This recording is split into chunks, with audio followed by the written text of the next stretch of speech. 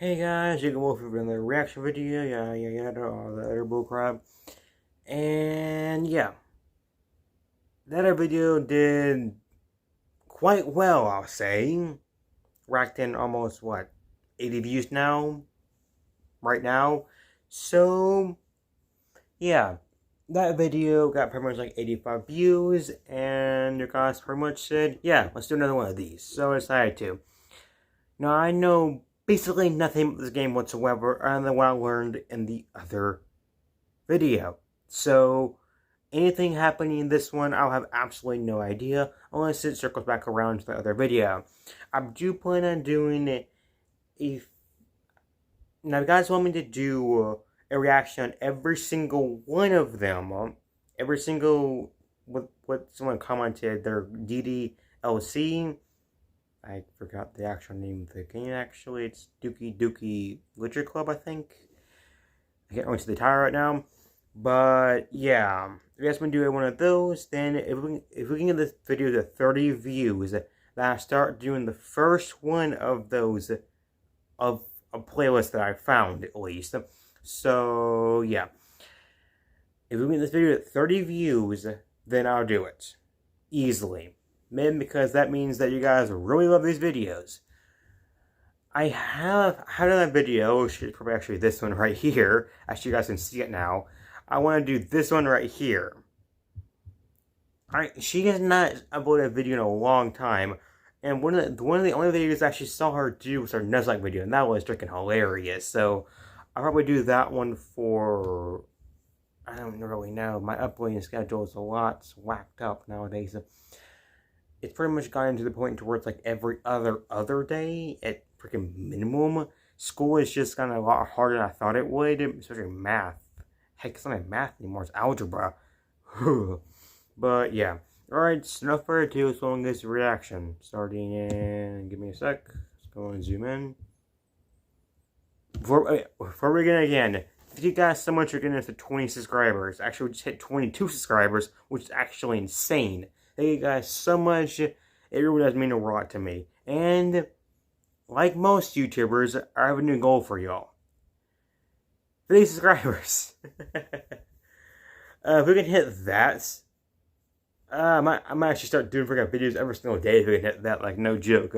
Alright, so no further ado, so long as reaction. Starting in 3, 2, 1, play. Is it gonna be another Monica, just Monica thing? Can't you see? Project Wabitina. The simulation. Monik. We don't have much time. We have to save the help before the same... Hello, Internet! Welcome to Game Theory, the show that's always vying to be best girl. Oh my god, that face! Through all the new features of Doki Doki Literature Club Plus, oh, yeah, okay. began to unravel the mystery of the new company, yeah, I saw that one already. Enterprises. By looking at unlocked emails, hidden files, and the new side stories, we learned that not only was Doki Doki Literature Club a simulation created by Team Salvato, but that their universe, and by proxy, our universe, may itself be a simulation in the world of these games. The biggest twist of all, though, came at the very end when we found clues suggesting that Monica had broken free from the game, took the other guy, Isaac's body, right? I remember playing. And inhabiting the body of senior engineer Ive Laster. Ive Laster, my bad. But there was still one major thing that we didn't have time to talk about, and that was Virtual Machine 2, otherwise known as VM2, or perhaps most infamously of all, Project Libitina. Now, this is something that we theorized about extensively back in the original 2017 Don't trust... series, which, if you haven't watched, I highly recommend you go back to, since they're some of my favorite episodes we've ever done, ever. That one's up to y'all. If they can get to 30 views, I'm easily gonna do it, easily. They actually won us the Streamy Award for editing back in 2017. But outside wow, interesting, Matt Pat, interesting. That's very cool. Everything that we're going to talk about today. Anyway, just to refresh you on the essentials, so we're all on the same page. If you pursue Yuri as your sounds really good, though. I'll say that. Doki Doki, she describes the plot of the book that she's reading, The Portrait of Markov, a book which has an ominous-looking eye symbol on the front cover. Is that actually a thing from the actual game? That face? That face legit pretty much says, yep, horror game. Definitely horror game. hands down, a freaking horror game. Cover. In the first act, Yuri makes it sound that static noise, though. Quote, basically, it's about this girl in high school who moves in with her long-lost younger sister. But as soon as she does so, her life gets really strange. She gets targeted by these people who escaped from a human experiment prison. And while her life is in danger, she needs to desperately choose who to trust. Let me hear that again. From a human experiment prison. And life gets really strange. She gets targeted by these people who escaped from a human experiment prison. Why? And while her life is in danger, she needs to desperately choose. She's just a normal high school student, right? To trust. In the second act, she gives us even more information. Basically, it's about this religious camp that was turned into a human experiment prison. All the people trapped there have this trait that turns them into killing machines that lust for blood. But the facility gets even worse, and they start selectively breeding people by cutting off their limbs and affixing them to... Okay. I feel like this video is gonna get freaking flagged by YouTube now. Oh, it probably is. Holy crap. And then she cuts off. Great date conversation there, Yuri. Yeah, I don't think so. That's like a red flag, if I've ever seen one. Date again. Through a series of coded messages in the original game, we learned that the name of these human experiments was Project Libitina. Libitina, my bad. The goal was to unlock something called a patient's third eye. The name itself, Libitina, appeared to be a reference to the names of one of the original test subjects, who, based on details from a medical spreadsheet found at ProjectLibitina.com, seemed to most closely match the physical details of Yuri herself. Hidden amongst all the documents...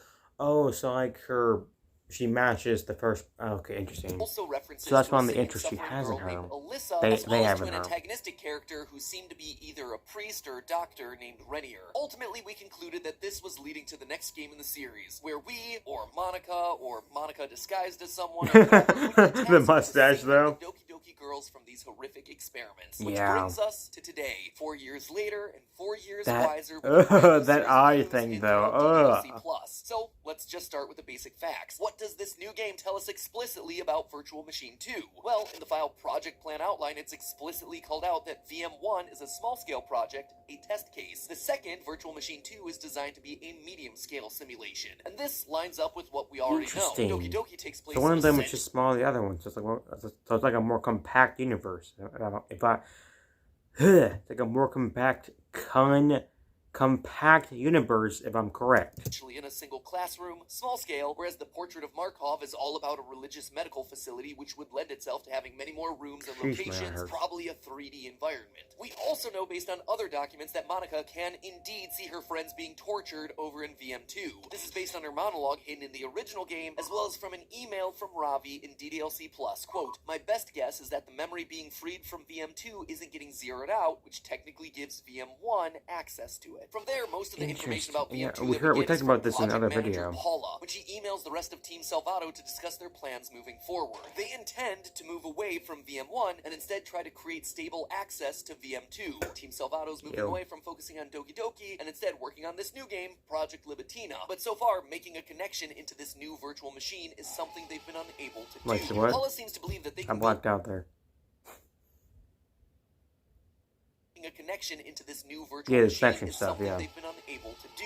Paula seems to believe that they can build a connection into this new world thanks to an experiment that the simulation itself is running. Quote, I have an idea on how to increase connection stability to VM2. I'll go into detail in a more formal report, but some of the log files indicate attempts of theirs to pull together the access potential of multiple individuals into a single parallel unit. It sounds ridiculous, but if they actually get somewhere with it, then we might have a solid entry point that doesn't heavily intrude upon the VM. The VM will just be named Test VM for now, although the parallel access unit they're building in the VM seems to be called Project Libitina. And there it is, ladies and gentlemen, Project Libitina in the flesh. Kinda. And there's a lot of flesh involved. Now, if you're a bit confused by what all of that means, hang on, we're about to break this wide open. You see, once you collect 100% of DDLC Plus's files, you unlock the final reward, Test VM, Paula's new name for Virtual Machine 2, the one that houses Libitina, which means that finally, after all the years of teasing and theorizing, we get our first glimpses into this new world, and it's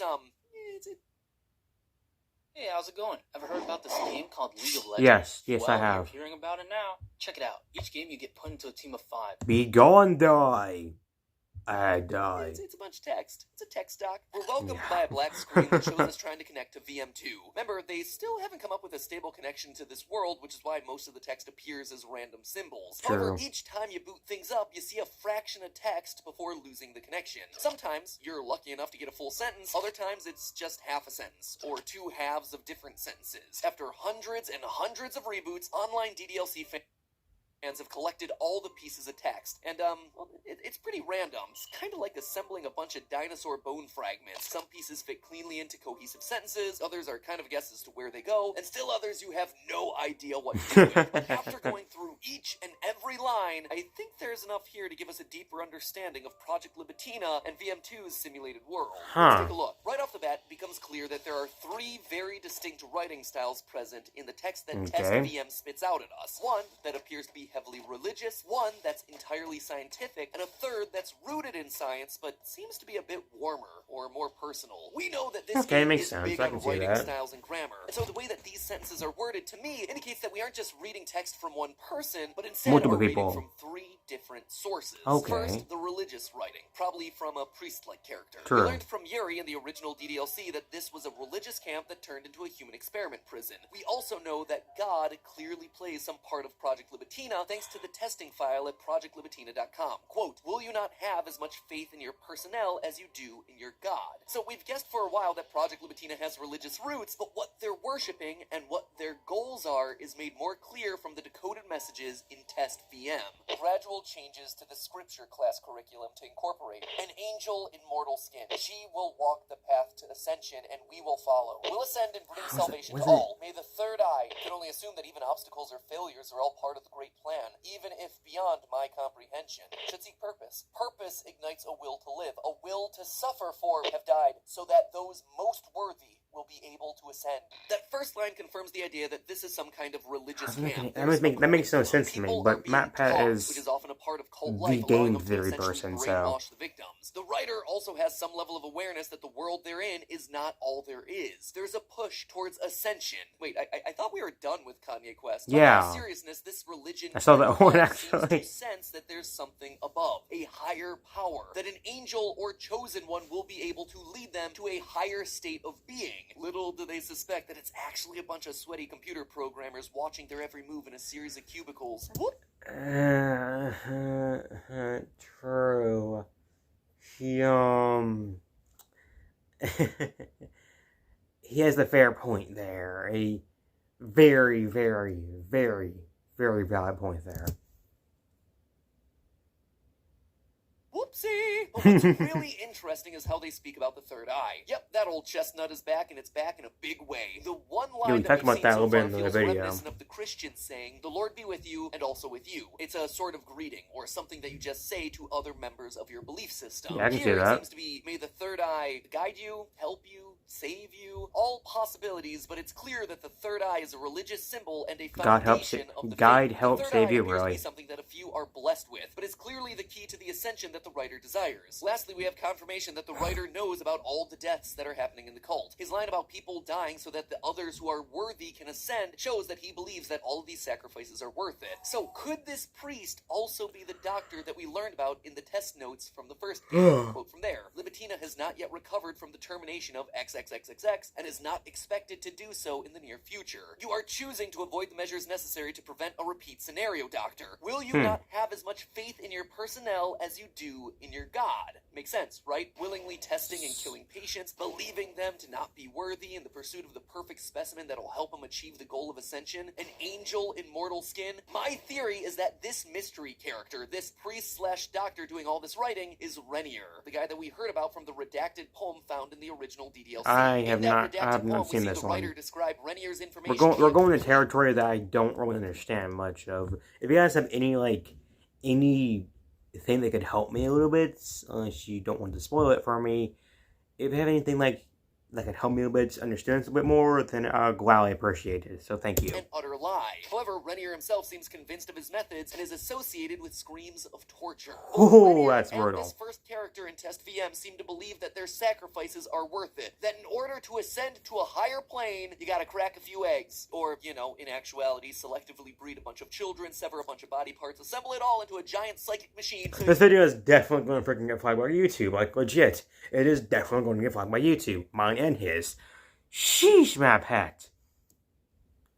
Calm down. Reach your greater computer programmers. That is as reductive as I can make this whole situation. The next group of texts that I want to show you gives us a far deeper, more fair point. Fair point. What exactly is going on inside Project Libitina. Indicates only 80% or less of nutrients and medical supplements are needed to keep the body alive, compared to the non-amputated control. Meters in diameters, so that a 0.5 meter gap between each body will...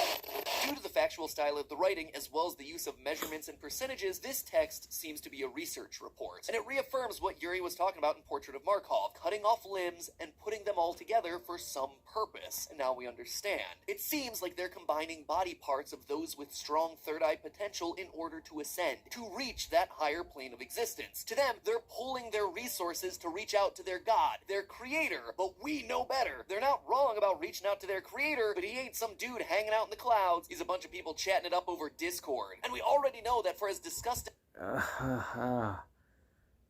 That's... That imagery, though, just ripping body parts off and melting them back together.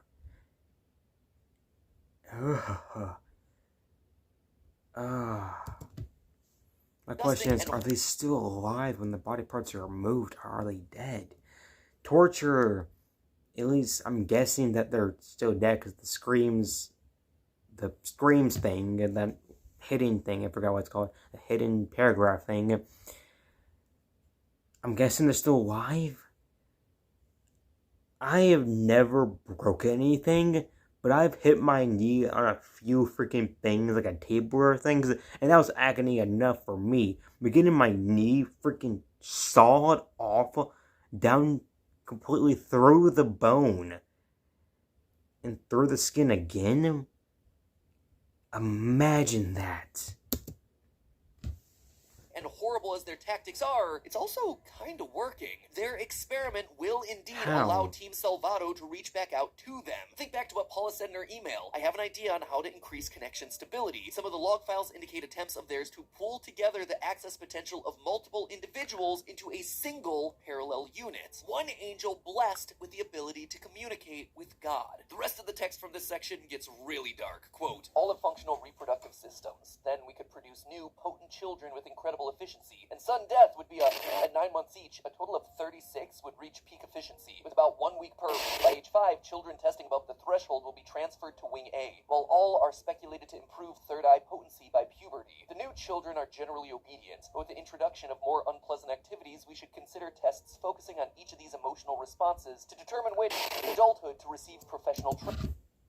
Now they're testing on children.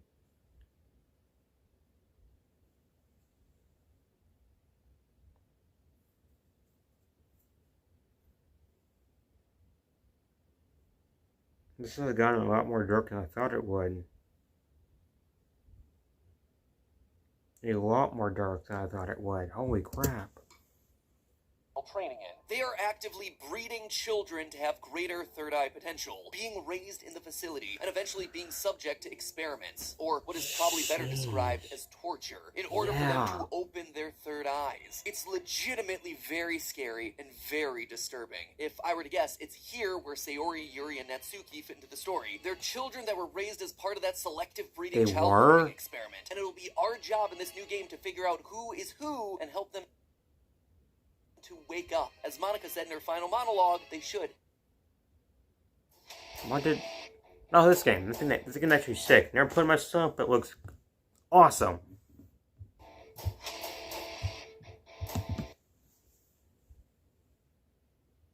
Good if they remember their time with me in the other worlds, they should remember what I tell them. And now we get to what I think is the most interesting part of the test VM. This last source seems different. It's still scientific, but it's personal too. Asking and responding to questions, discussing personal opinion and hypotheses rather than just laying out discoveries. I believe this character is a high-ranking scientist working at the facility of Project Libitina. Here, I'll let it speak for itself. Beyond the eyes of the public, decades of favorable reputation don't have a third eye struggle to understand what current science tells them. I am disregarding the only prison is our material world. The gate of the Nexus extends beyond any comprehension of the material world.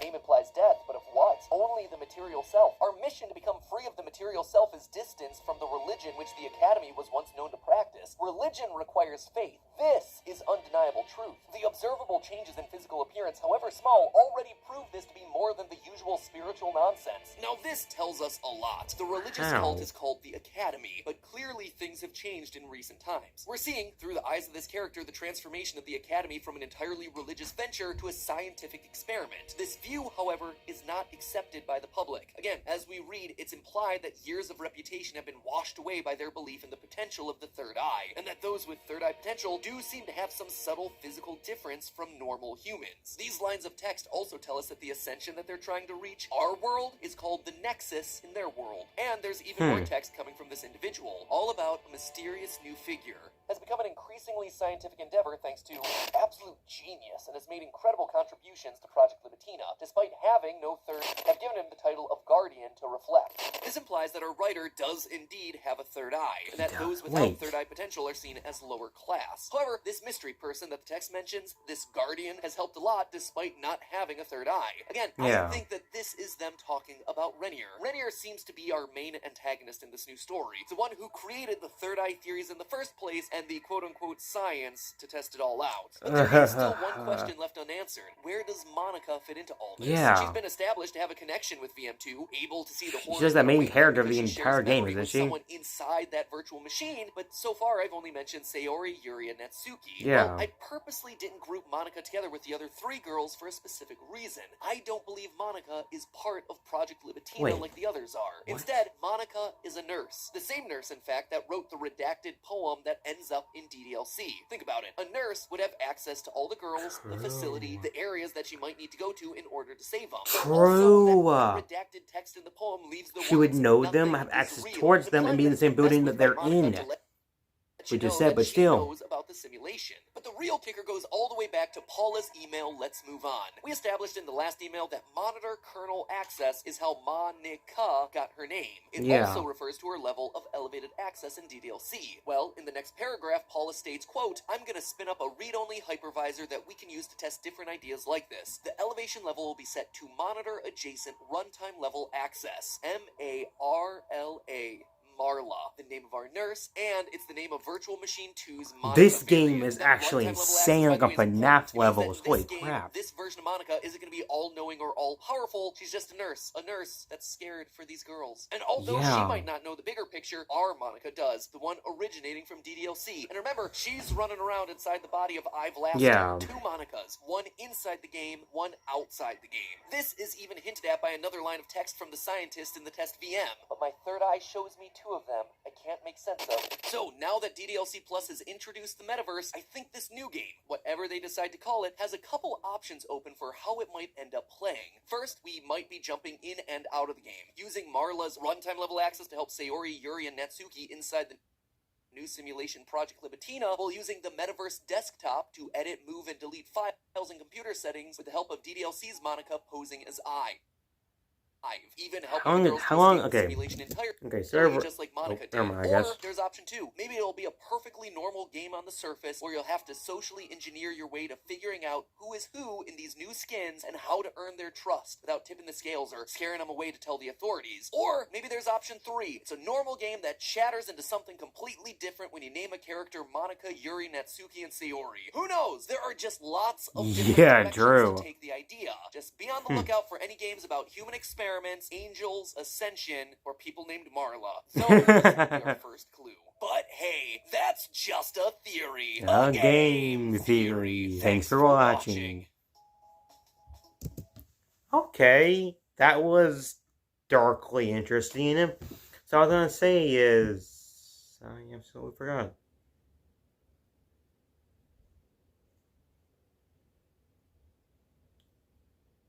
Dang it! I freaking forgot. I'm going to try to do a video tomorrow. If it's a comment tomorrow, then hopefully it'll be on, what's the day? Today is Tuesday, so hopefully be either on Wednesday or Thursday? I'm not too sure. But then that's not much else to say. Yeah. Alright. Again, thank you guys so much for 20 subscribers. We've hit that goal after what, 3 months already? Which is pretty insane for me at least. It's still, compared to people like freaking PewDiePie, it's practically nothing. But for someone who has barely had any experience with the YouTube channel whatsoever, it's a very big experience. So again, thank you guys so much for all the support on these videos. Alright, I'll see you guys next video. See you guys then. Bye.